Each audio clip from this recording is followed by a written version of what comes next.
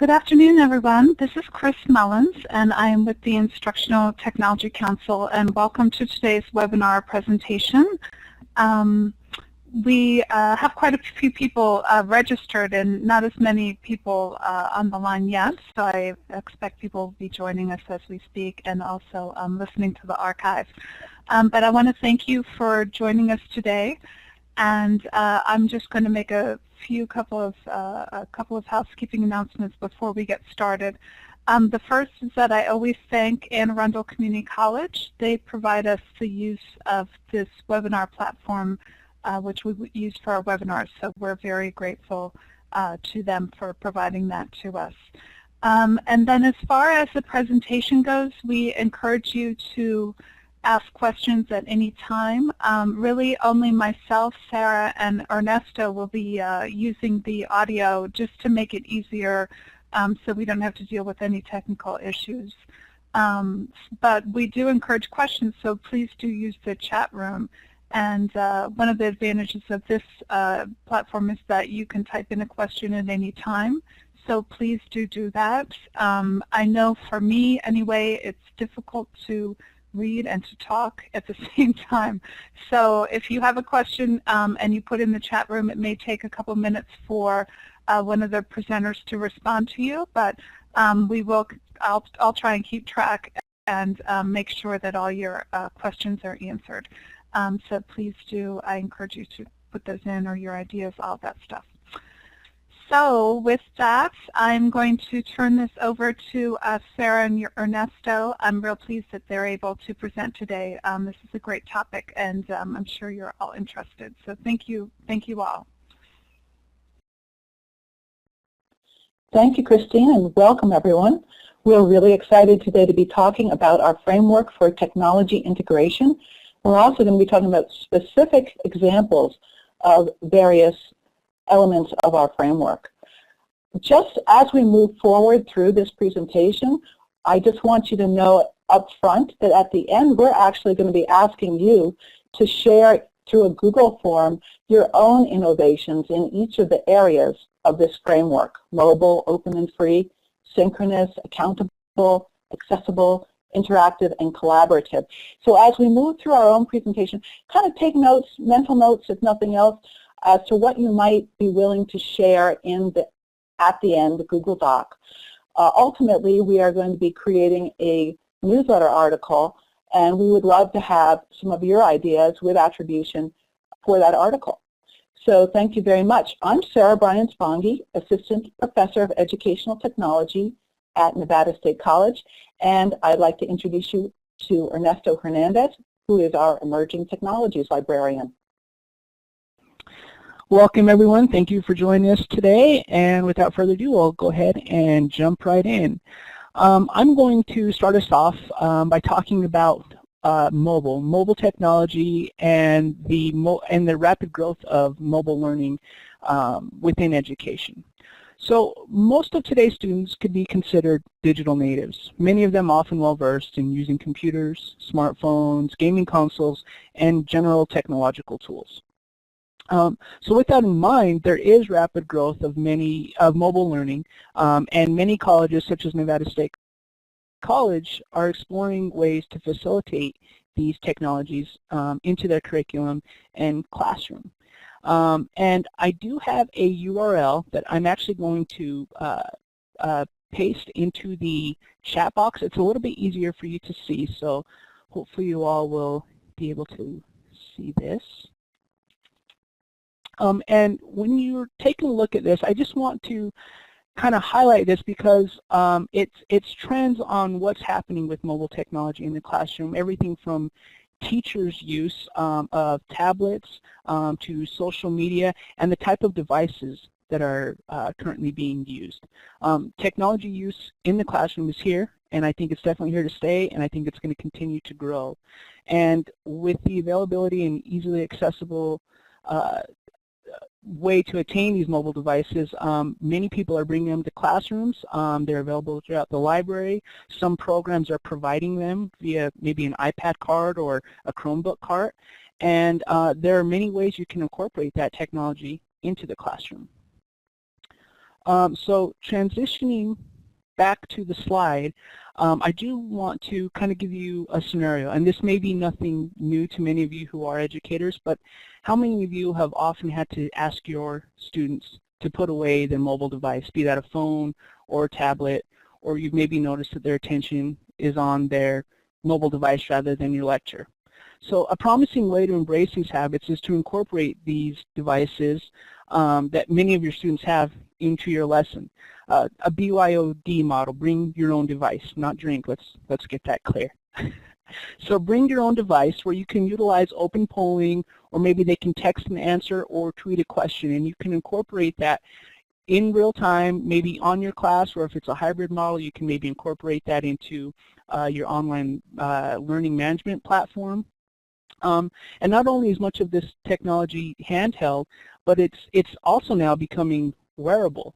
So, you know, students will get updates maybe on their smartwatch. Here at NSC, we're incorporating Google Glass. We're exploring ways that we can incorporate Google Glass to record video for more intricate coursework. Our bio students are doing dissections, and you get a point of view dissection utilizing Google Glass.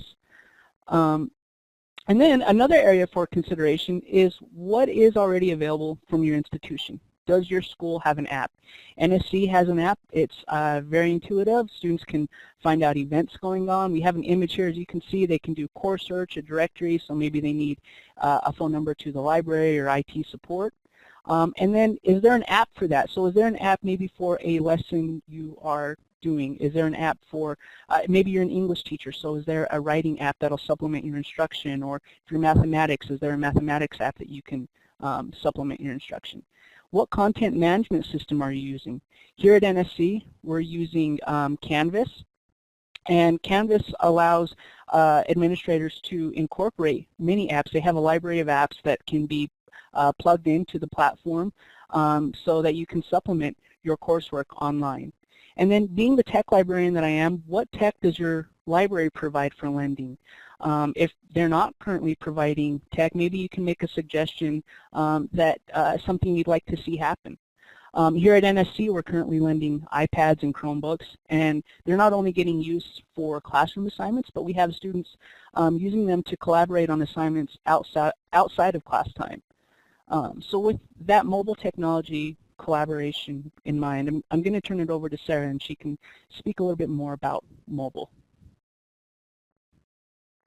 Hi, so some of the images I put on this slide were the QR code and the tiny URL, and the reason why I put them here is to serve as a reminder to me that more and more, and the QR codes are relatively primitive compared to some of the augmented reality types of things coming out now, but it's a reminder to me about how the mobile device is bridging the gap between the face-to-face world and the virtual world or the online world. So through tools like a QR code, like Erasmus, like a tiny URL, we're able to actually do creative things like have poster sessions that pull from that QR code, or book talks that might pull from an Erasmus app, which are just two ways. And we'll be getting into the virtual reality and augmented reality later on in this session. But another thing is we have iPad carts, and many people in K-12 as well as higher ed have iPad carts. And those also allow us to bridge the gap when we have a classroom set up and we want to kind of somehow move into that virtual world or move back and forth. So the iPads that you see here in this cart, for example, in one of my classes, I teach educational technology courses at Nevada State College. One of the things I do is I have my students actually make presentations for peer review, and we use the iPads to pull up Google critique forms. And so they're being able to interact, engage, evaluate, and improve their teaching and learning process more. These are future educators in my class, through the use of mobile technologies and all the convergence of various tools coming together. So mobile is a very exciting trend, and I'm sure you have a lot of innovative things you're doing at your campuses. So keep that in mind so that if you came in a little late, we'll be polling you at the end for some of the creative things you are doing with the various elements of this model. So now we're going to move on to the next element, which is open and free resources. Okay, I'm going to get us started with open and free resources. And open and free resources are a great way to supplement your instruction. I get requests from faculty, ed tech faculty or particular faculty who like to incorporate technology into the classroom about where they can go to find free and open resources. And right away I always ask them about the professional associations they belong to and if they've checked with that association's website for a list of references, because generally I found that a lot of open and free content can be found on those professional association websites. And if they're already members, sometimes it costs, but if they're already members, they have access to those resources. And a lot of them are credible resources that they can utilize or incorporate into their class and provide access to their students. Another area our faculty use open and free resources is in our LMS, Canvas. So I mentioned Canvas earlier. It allows for many apps and LTI plugins to be incorporated into the online course content. One off the top of my head that I know a couple of instructors use is a Twitter feed. We've also incorporated library resources such as LibGuides, and then a films on demand link too. So if there's streaming media, you can also incorporate that on there too when you already have access from the library. Speaking of LibGuides, many libraries offer this as a resource. And if you're not familiar with LibGuides, it's a compiled web page of resources generally for a specific subject or discipline. Just to give you an idea of what that looks like, I'm going to paste that into the chat box again, and while you look that over, I'll just kind of explain how we've incorporated this. So I created this LibGuide for NSC textbook alternatives. And obviously with the rising cost of textbooks, faculty are always looking for ways to maybe save their students some money on access to materials. And so we also have faculty looking for OERs. Well, with this LibGuide, I was able to create a list of URLs for textbook alternatives, what we currently offer in the library, and then external URLs for free textbook alternatives, and then some cost-saving measures too, as rental textbooks and used and discounted textbooks. So going back to the slide, we do offer several resources for students and faculty to find the resources they need through these textbook alternatives. And before I turn it over to Sarah, I would recommend speaking with your librarian about the availability of OERs, as well as finding content that is open and free to use. You know, they're professional investigators, and I'm sure they can help you find the materials that you need. Right, the librarian is really a great ally, one that I've used a lot, and creating LibGuides or just helping you to screen through, if it's not a textbook, definitely a range of articles or other resources is a fantastic way to ensure that even though it's open and free, it's also of high quality. So that's a great strategy. Thanks, Ernesto. Another, I want to share one other resource, which is search engines and repositories. You've probably all heard of Merlot. It also offers a federated search, which searches a number of different engines and comes up with a range of learning objects that you can use. I just to see how good the resources out there were, I put into the Merlot engine Bloom's revised taxonomy, and I came up with quite a few good resources that I would definitely find useful, and they were rated with stars as well. So using Merlot is a great way to find some resources. Maybe you have some ideas that you'll share too, but that's one of them. Another is two of the search engines. Google has a wonderful advanced search, and I think people just typically go and use the main Google, but if you go to the advanced search Google, you can actually filter your responses or your results according to the license, the Creative Commons license. So that is just a great tool to use. And when you use it, or if you have your own students use it, you then need to have those information literacy skills and those screening skills to go with it, because it's unlike Merlot, it's not vetted, it's not peer-reviewed, and you, of course, will have to use your own judgment. But Creative Commons also has a search engine, and to find it, you just use Creative Commons, and you'll be able to bring up that search engine. But that's another way to find free and open resources that are available to you and for your use in your courses. I've categorized the free resources into two general areas: the kind of resources that you use to create your own content or your own materials, and also the kind that you use to actually find already created content. So the example of already created content, of course, are things like TED Talks or Khan Academy, Edutopia. YouTube it's kind of interesting to look at YouTube and Edutopia side by side, because they are both resources, but there's a difference, and it's also a difference in can actually help you be a more effective user of the technology, because Edutopia, all the videos they have there have already been reviewed and vetted. So that's an example of a strategy you can use when you're approaching open educational resources, and that is specifically to go to an organization or institution and see what they've located out there for you. And I use Edutopia a lot, so that's the one that I put out here. YouTube, on the other hand, as you know, there's fantastic stuff out there in YouTube. You just have to be sure that you're the wise consumer locating the highest quality resource you can find. So under the Create Your Own Resources, I'm going to paste a link into the chat also. Because I did recently, my students and I often, one of the things I love to do with these free resources is I do love to have my students use them to create their own content.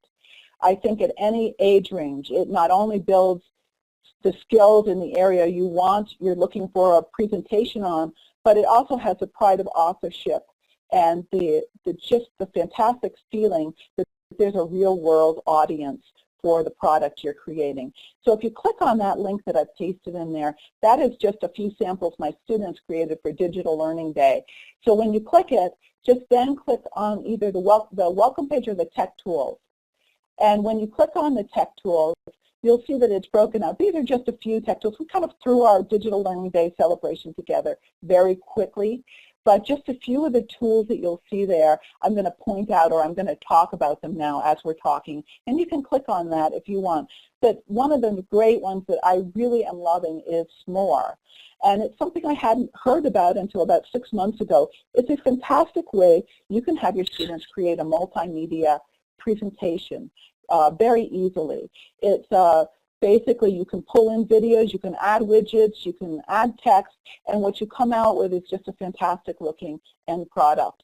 And I can see it being used to promote literacy at the lower level, earlier levels of student knowledge or K-12 type of environment.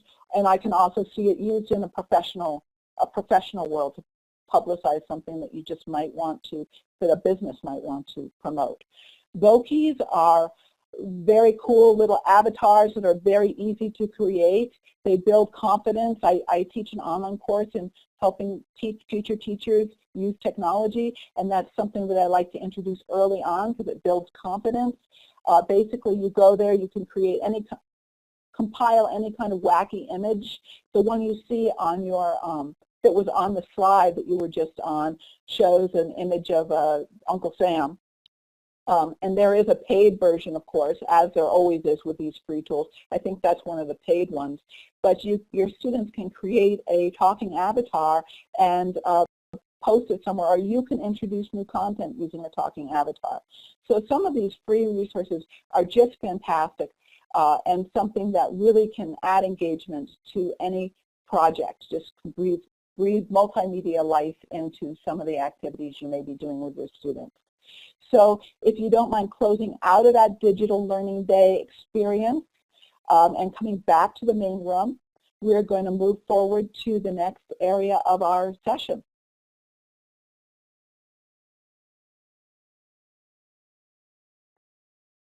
And that area is the synchronous and asynchronous area.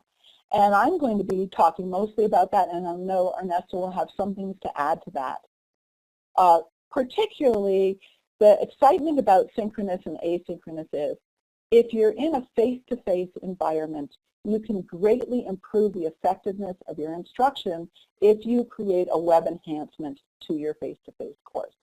Your students who may be second language learners can then go perhaps review that content after the fact.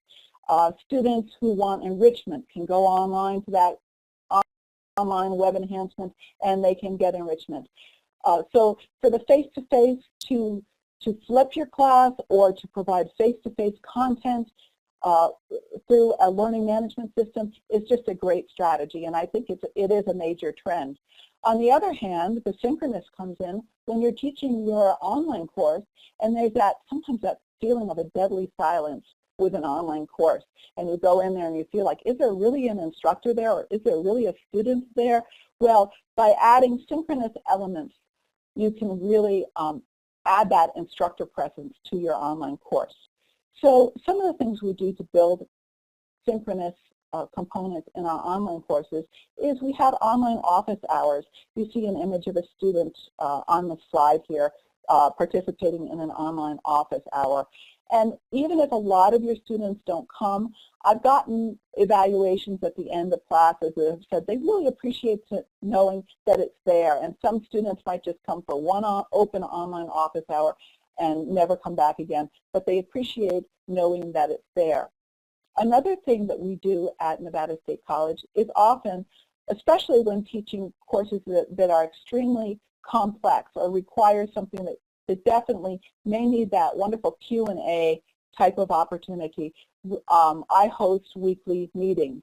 And it's really nice when you have something like, we have Big Blue Button. Right now for this session we're using Blackboard Collaborate, but both of these tools and probably all web conferencing tools offer an archiving capability. So even if no one shows up, even if just one person shows up, you then have that archived recording you can put as content in your course, and your students really know and feel that you're there for them, that you're a real person. So that's been really helpful as well.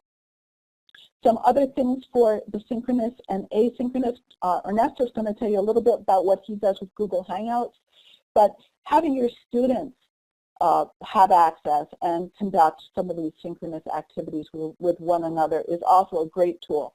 And I believe Blackboard Collaborate allows students to be positioned as leaders. Big Blue Button does not currently allow that, so I cannot allow my students to come in and be the instructor or offers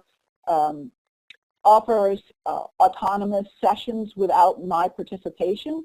But I believe that is forthcoming in the future, and that's another great use. You can have your students do presentations, assuming that you are the one who is opening up the session initially.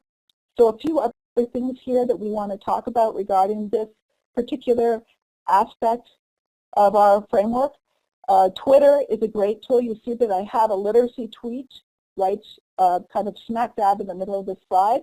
What that comes from is I'm teaching a course called Literacy and Technology, and you can actually put a widget into your online course and either compile tweets using a hashtag that pertain to a specific topic, or you can even create your own hashtag for the course and you can tweet your own tweets for announcements. So if you're someone who's on Twitter and you want to explore this, that might be something you might like to try. Additionally, just as we're moving through this, you see the very bottom image, and then I'm going to let Ernesto talk a little bit.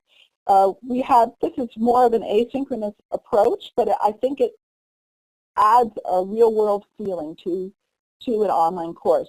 I like to add in my online course not only an overview as I approach or launch each module with an image, but also an audio that pretty much, and this adds accessibility as well as just a voice to the overview, kind of like a it kind of goes loosely by the script of the written text that you see there for my online teaching methods course, but it's an audio introduction that pretty much talks about the same things that is written out in my online introduction to my new module.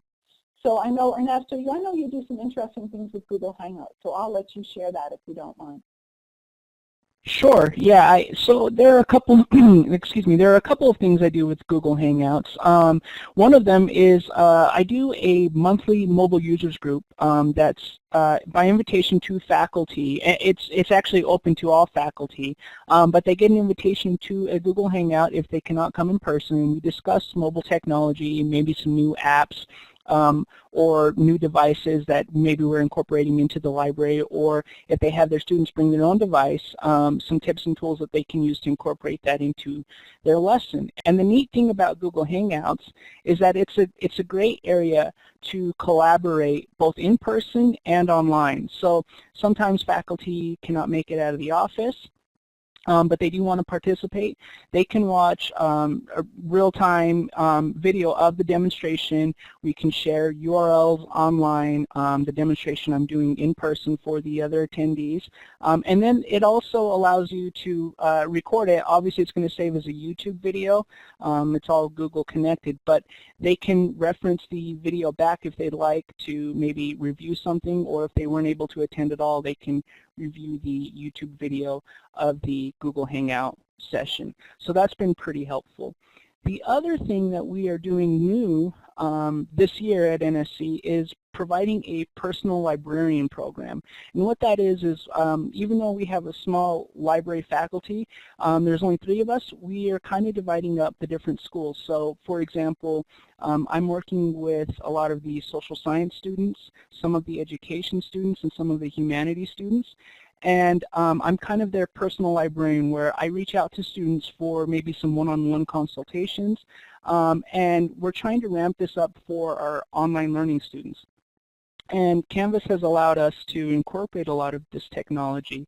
But outside of Canvas, to kind of really get that personal interaction and collaborate maybe on some research, Google Hangouts allows me to do that with students because we can collaborate over a Google Doc and Google Hangouts and have that video feed interaction one-on-one. So I've set up office hours with Google Hangouts where I've been able to work on a paper with a student. And like I mentioned, of course, it has to be a Google Doc, but you can easily incorporate that into the Google Hangout and then get that one-on-one consultation with the student. And we've had a few students do it. Some of them, not the turnout so far that we'd like. Maybe they're not too familiar using this, but we're really trying to market this to students. And so far, I would say it's been a success, and it's something that we're really going to try and push forward for a lot of our online students. And so moving forward from synchronous and asynchronous, I'm going to go ahead and talk about accountability. So accountability is very important when employing or considering the use of technology.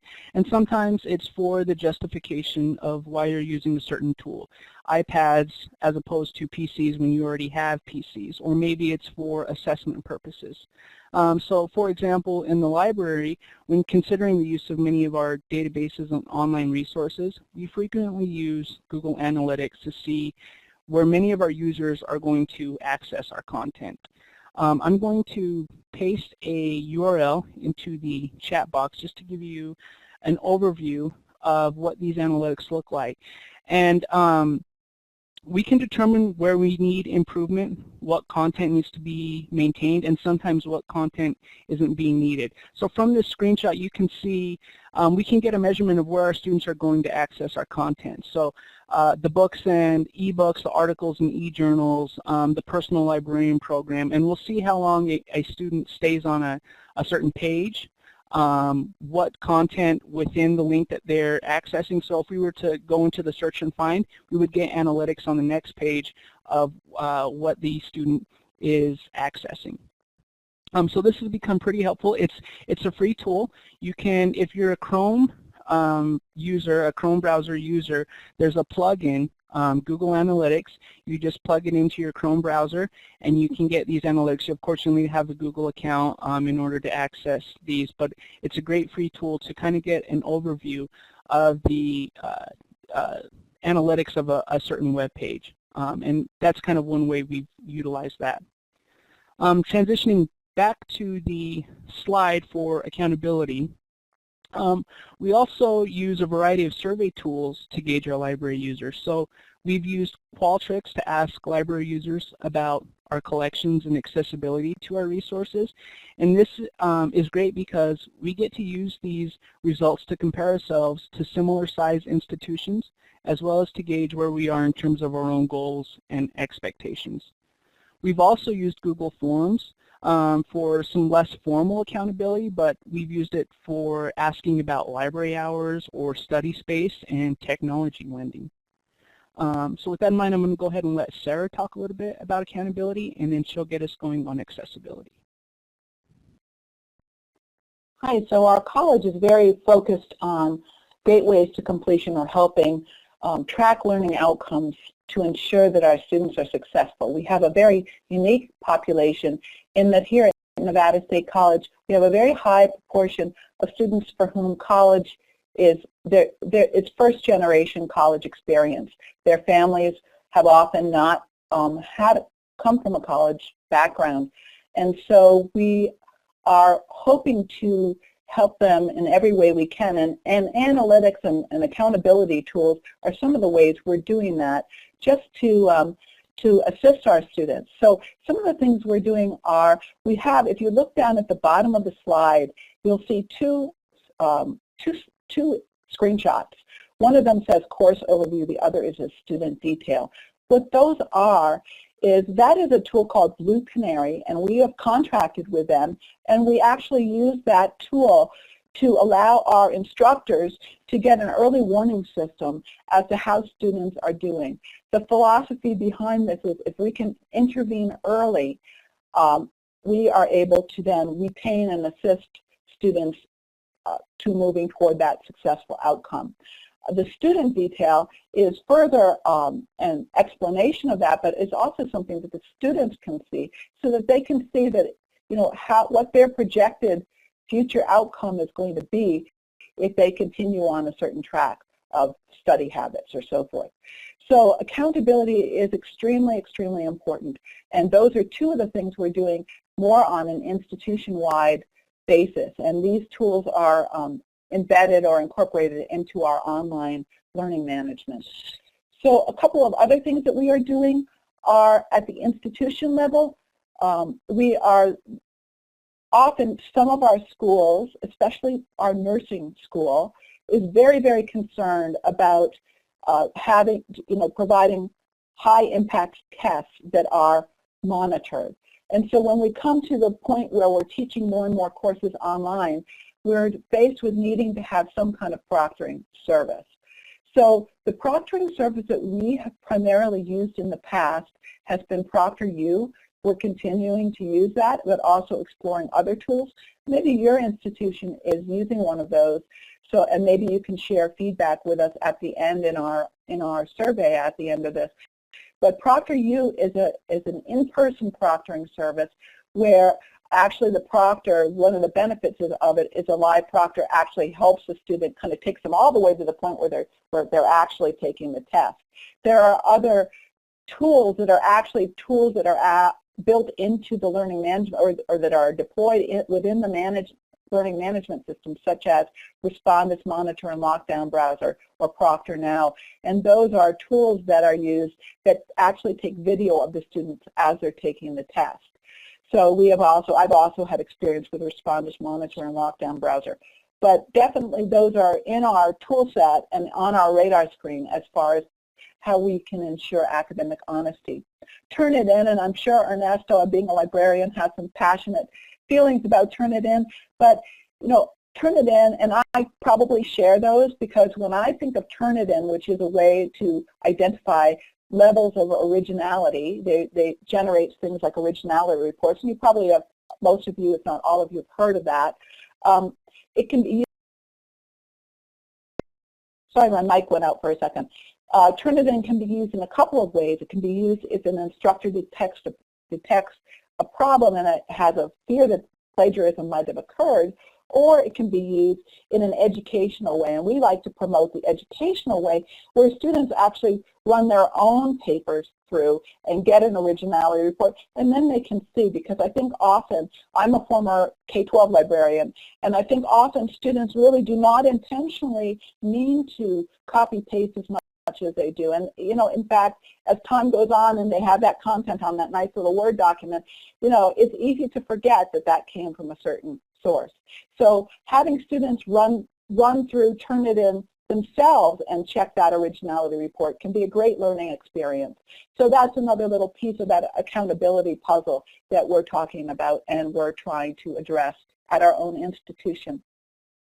And then another area, which is really not necessarily related to the others we've spoken of before, are just having training and standards for course design and instruction. For us to be accountable to our students and to provide a high-quality course, we are trying to implement standards that will ensure that the course design is of high quality. And so Quality Matters is definitely a tool that we've been looking at. Whether we go all the way into Quality Matters or whether we simply use our own checklist, we definitely are committed to using some kind of standardization tool to ensure that our online courses can be of high quality. And that's, of course, an ongoing effort. And then finally here in this accountability area, so some of the survey tools, and I think Ernesto might have spoken to you about some of those, Qualtrics, and then, of course, the many free options.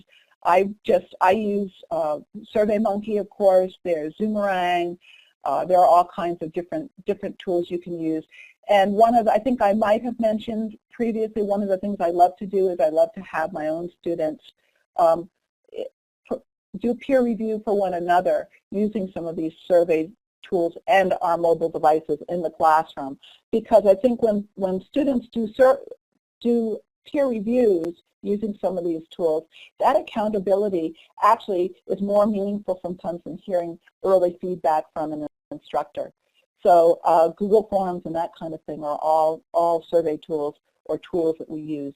And I'm going to just kind of transition now over to Accessible, which is somewhat related to our discussion of Quality Matters, because Quality Matters definitely does address that very important issue that accessibility is really essential. We have to address that.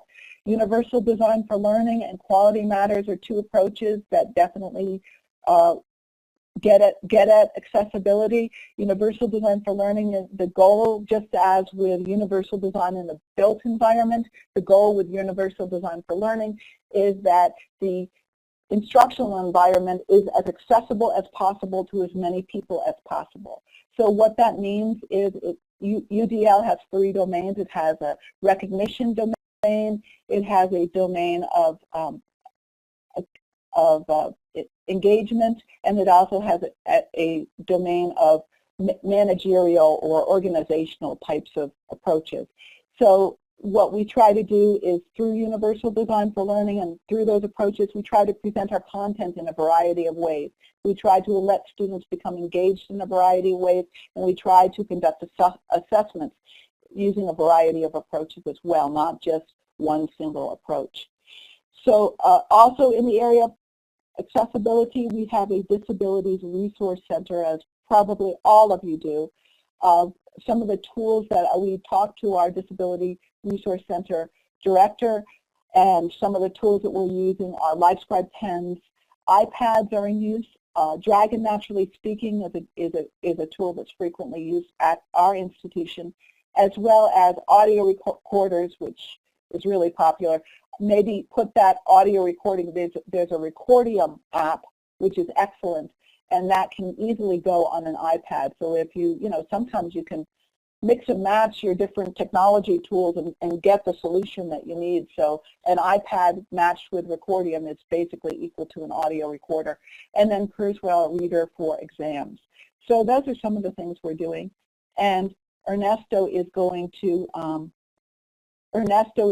move on to the next session. Somebody asked about Blue Canary, though. So as far as Blue Canary, that is a tool that our institutional research director has employed as of about half a year ago. And basically the cost, I can give you a little bit of information about pricing and that kind of thing. It was, it's a very low cost implementation, but it was based on we had to have it customized to our own institution so that we could have it merged with our learning management system and so forth. So that did come with a price tag. I think it was something like $25,000, but we are definitely rolling it out and finding it at this early stage to be very, very helpful. And not only do certain instructors have access to the information because, like I said, we're rolling it out, but on the institution-wide level, we have access to that Blue Canary data. So I hope that answers your question. And now we're going to move on to, and if it doesn't, shoot me an email and I can do any additional research with our institutional research director for more details on that. So we're now going to move on to the next area, which is interactivity. And that is Ernesto's area, for sure. So as emerging technologies librarian here at NSC, this is an area I'm very enthusiastic about. And I would say that NSC is very technology receptive in terms of integrating and exploring a lot of tech initiatives that we're doing here. A lot of those initiatives could be considered interactive, including everything we do from 3D printing to a 3D classroom. And this is great because it allows us to integrate this technology into the curriculum.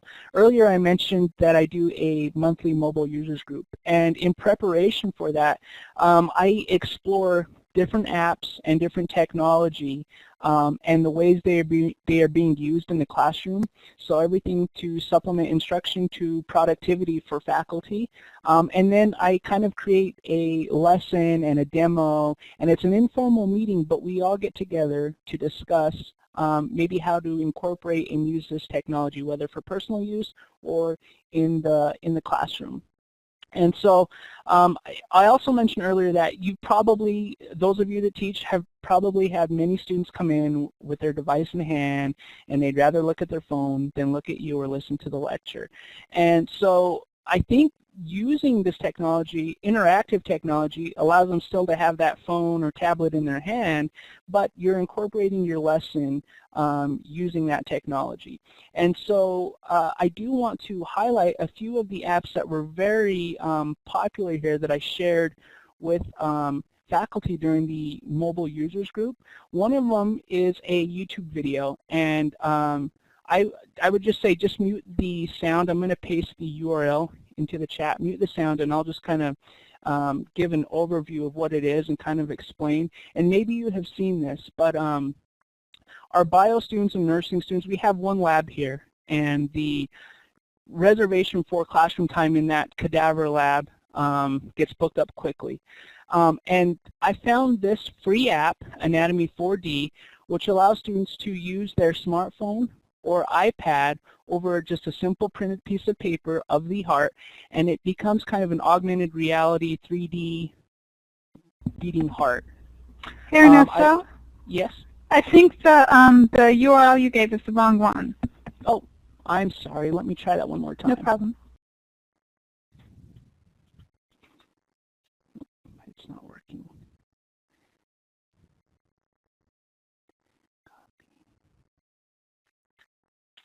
There we are. That should be the app. Hopefully you're able to see that. So you're able to see this 3D pumping heart, everything from the ventricles to the veins and arteries. And like I said, this is free. You download the free app. It's available on iOS or Android. And you can have basically a lab session in your classroom just utilizing a mobile device. Of course, this is kind of one of those freemium apps where some of the content is free.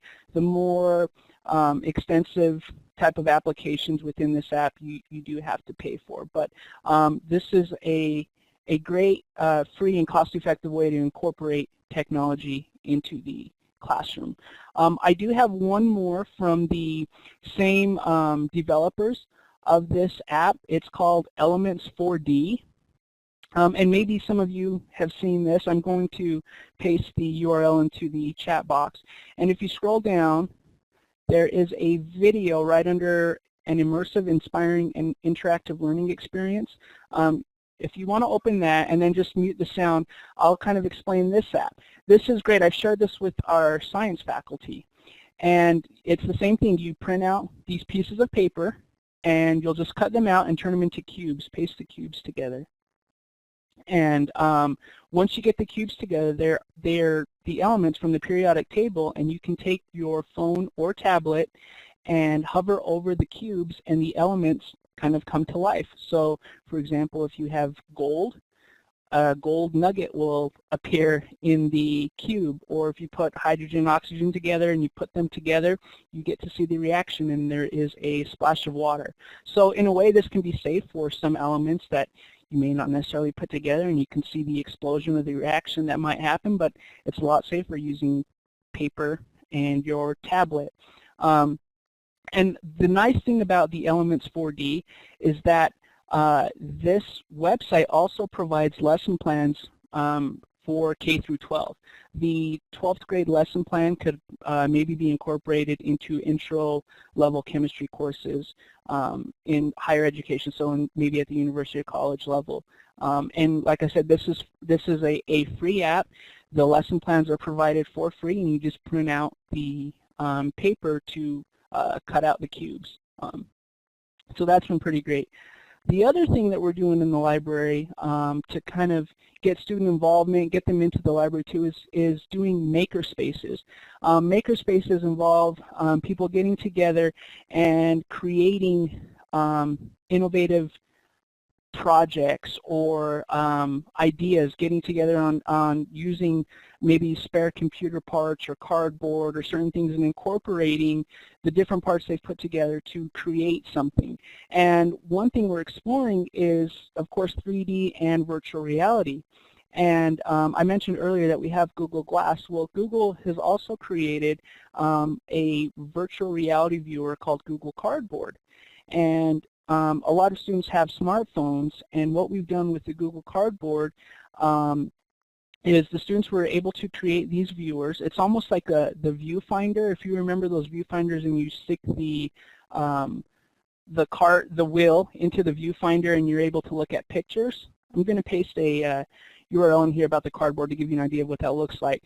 But you stick your phone instead into this viewer, and you're able to experience virtual reality and immersive experience.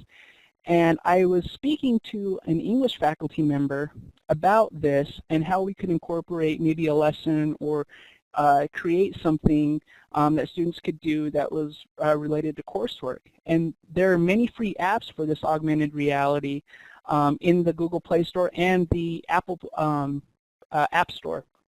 And one of them is called Share in a Room. It's pretty basic, but it's an immersive experience where it's a single chair in a corner with a dim light. There's, of course, music, and it's just a kind of a creepy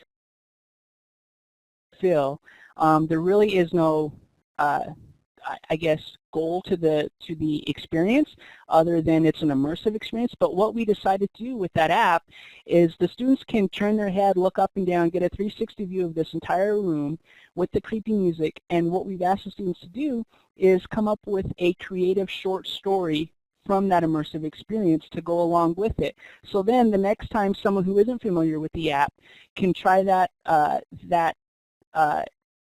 the Google Cardboard on and try that app out, and they'll have the story with them, or someone can read the story with them, and a creative short story. So that's one way we've kind of incorporated a makerspace, and then utilizing augmented reality to create a lesson. I'm going to see, Sarah, do you have anything to add to interactive? Yeah, those are many, many great, exciting interactivities. I just wanted to say that just kind of along the same whole trend, more and more, of course, we're chunking our content, especially with online courses, and we're embedding quizzes within, say, an online lecture, so that you might have, a few minutes of talk and then an embedded quiz. A lot of tools out there, and specifically the one that we use the most, Camtasia, has that option to embed those quizzes so that the student's not just falling asleep. They have to stay awake and answer those questions, and often that's compatible with SCORM, and that information can feed right into the gradebook. And then a couple of other things, much more low-tech than what Ernesto was talking about, are the StudyMate games. We have StudyMate, and we embed those. That's actually integrated in our learning management system. And it's a great way when you have students who are working on vocabulary. It is not higher order thinking skills, but sometimes students need to just capture that medical vocabulary or whatever it is. So something like StudyMate, where students are collaborating on a game on vocabulary words, can just be a great use of that idea of interactivity in the online course. And then getting back just a little bit to augmented reality, I'm really very excited about using Erasma. I have used that. I don't know whether any of you are familiar with it, but be sure you Google it if you're not familiar with it. It's a very neat tool. It's kind of like a QR code a lot, because you basically take your mobile device and you scan it on that poster, and then up on your little mobile device comes whatever URL or website or whatever. But with Erasma, basically you get the device, you get the app on your mobile device, and you set up Erasma so that it recognizes a specific image or picture. So I did it on my flyer. I manage a instructional technology endorsement program at Nevada State. So I did it on a picture on a flyer. So then anytime a student has Erasma on their mobile phone, they can just shine it on my flyer, and then it'll pop up with a video of me talking. You know, it's not a great video. I was so excited about using the technology, but it pops up a video of me talking. But that's kind of the principle behind augmented reality and Erasma. And it's very fantastic if you start thinking about what it could do for a poster session, or even a book talk. If you had books in your library and you wanted to have students, little K-12ers even, or K-6ers, create their own book talk, you could have the student create a video about Dr. Seuss Fox and Socks, and then get the mobile app that your librarian has to recognize when a student checks out the mobile app device. They could go around and see the little book talk about Fox and Socks by shining their mobile device on that. So that's one application. But I can see that there are so many fantastic applications of augmented reality. So now I guess we had better move on, though, to the next and last slide of our main presentation, which is collaborative. And collaborative is, I mean, to me, this is very, very exciting. I love to have my students collaborate on all kinds of different things. So, and it's not necessarily only to the domain of students. I know that our School of Education recently, we all collaborated on sharing our key performances, because it was hard to round up all the faculty to share what the key performance or outcome of a particular program was. So we had a Google Doc, and everybody at their own time was able to jump into that Google Doc and participate. So Google Docs, of course, is something that automatically comes to mind when you think of collaborative. Students can compile or join together to work on a paper, or you can assign them a project where they're all, especially if you're teaching an online course, they may be hither and yon, but they can all get together in that one Google Doc, and they can compile and contribute in that one place. And that's what you're seeing in that kind of center of the screen Google Doc. Is very text heavy. Also, having students, I talked earlier about using peer review, using Google Forms for peer review. If you look to the lower right of the slide, you'll see I have one of my peer review forms that I'm showing here. Those might be students, you might hand out the iPads and the students bring up a peer review form for each presentation their fellow students are doing. And they give feedback, and that feedback is basically, so the presenter can then go look at all that feedback in a nice compiled version, and then take from that information that will allow them to improve their end product. And I think that's a wonderful strategy to help build student success, when you can give them iterative assignments, bring in some peer review, and let them have a couple of opportunities to improve it. And at the same time, when you're doing something like a collaborative peer review and you have a strict rubric or you have specific key points that you want to have addressed, students get that into their head when they're evaluating someone else's. That's kind of, they're through osmosis, they're getting that that's something they need to do in their own project. So it works on a couple of levels. So the collaborative piece is really something great, and you can use those Google Docs and Google Forms in effective ways. Web conferencing is another great way that you can kind of bring people together and have them share. Edmodo is something that a lot of the future teachers that I work with, they love Edmodo. It's a social network. Collaborative also, Pinterest is another great way. It's not listed on this slide, but it's another great way for people to share their experts. They've basically gone out and culled these wonderful resources, and then it's a great network of teachers all sharing it's called pins. So check out Pinterest. I do want to paste, and I did paste in to the chat, a Padlet, which is another, it's kind of related to, I have listed here, Twidla, Bayou, and Padlet. Those are whiteboards or collaboration spaces. I'm going to chat that out, and I'd like you to just click on that. And we have a little activity going on right here. Once you open up the Padlet, just double-click the Padlet and share just very quickly an app or an idea or a approach that you saw that you liked or that you might use, or maybe one of your own. So just double-click it and add to that Padlet, because that's an example of another collaborative tool. And what I really like about Padlet is people don't need to have an account, but you can definitely have people collaborating from here and there and sharing their ideas. So do double-click that Padlet area if you're able to click on there and share an idea. Okay, so I'll just give you a few minutes, and you can post and just jump in and share some ideas if you don't mind. Great. So I'm seeing a couple of them come up. So that's kind of the idea, and you'll get it more if you were willing to just pop in and share a few ideas. The fun thing is, you know, all your students can see the ideas of everyone else. You could use it for an exit ticket at the end of a class. You could use it for a brainstorming opportunity. There are many, many ways you could use Padlet, especially when you're having that synergy of combining it with a mobile device or having your students just all share ideas in that venue. So let's go back to the main area, and I think we're just 2 minutes away from time. So I'm going to go take you to the very last slide. Ernesto, do you have anything to add on the collaborative? I think we're good to go with the collaborative. I'm going to go to the next slide then so we can keep in time. And I would like you to, I'm going to share out one more link. Basically, this framework, mobile, open, free, synchronous, accountable, I think it has application for a lot of people.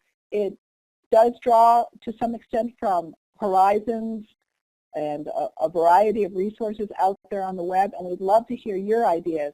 I'm going to just very quickly paste in a, I just have to go pull it up. I've been talking so much I didn't have time to get my link.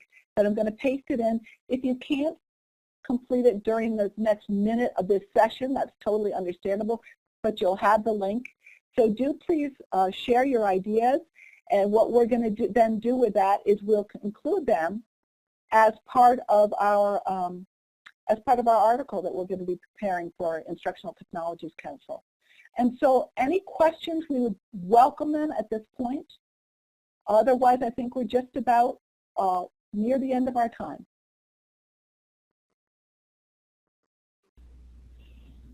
Are there any questions? I don't see anybody typing, but Smiley. I am going to get a different link. I'm afraid I shared out the Padlet. I want to share out something else. So just bear with me. for a minute. Mm-hmm. Vanessa, do you have that?